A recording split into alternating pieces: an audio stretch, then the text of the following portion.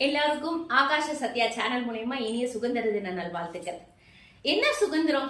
கை நிறைய சம்பாதிக்கும், இவ்வளவு வேணுமோ சம்பாதிச்சுக்கிறோம், நம்ம என்ன வேணுமோ பண்றோம், காசு சம்பாதிக்கிறோம், நம்ம சுதந்திரமா போறோம், எல்லாமே பண்றோம், என்ன வேணுமோ வாங்கிக்கிறோம், புது புடவை எடுத்துக்கிறோம், நம்ம இஷ்டப்பட்டதெல்லாம் செய்யறோம், நகை நட்டு வாங்கி போட்டுக்கிறோம். இதெல்லாமா சுதந்திரம்? கிடையாது.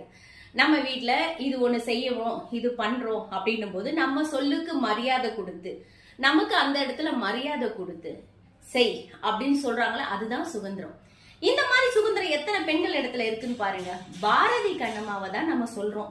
பாரதி தான் சுதந்திரத்துக்காக போராடினாரு கிடையாது, கண்ணம்மா தான் போராடினாங்க. ஏன்னா பாரதி வெளியே வா அப்படின்னு சொன்னோன்னா பாரதி கையை பிடிச்சிட்டு வந்தாங்க. அந்த இடத்துல அதிகமான அவமானங்களையும் கண்ணீரையும் சிந்தி நமக்காக சுதந்திரம் வாங்கி கொடுத்தது கண்ணம்மா தான். அதனால பாரதி கண்ணம்மாவுக்கு ஒரு வணக்கத்தை சொல்லுவோம். எப்பவுமே எந்த பெண்ணுமே நினைச்சதை செய்யறவ சுதந்திரத்தோட இருக்கிறான்னு அர்த்தம் இல்ல. பிடிக்காததை எந்த இடத்துல ஒரு பெண்ணு செய்யாம இருக்கிறாளோ அவதான் சுதந்திரமா இருக்கிறான்னு அர்த்தம். அதனால நோனா நோ தாங்க. எந்த பெண்ணா இருந்தாலும் எந்த இடத்துல நோ சொல்லிட்டு நிக்கிறாளோ அந்த இடத்துல அவ மறுபடியும் அதுக்கு ஓரளவுக்கு இறங்கி போய்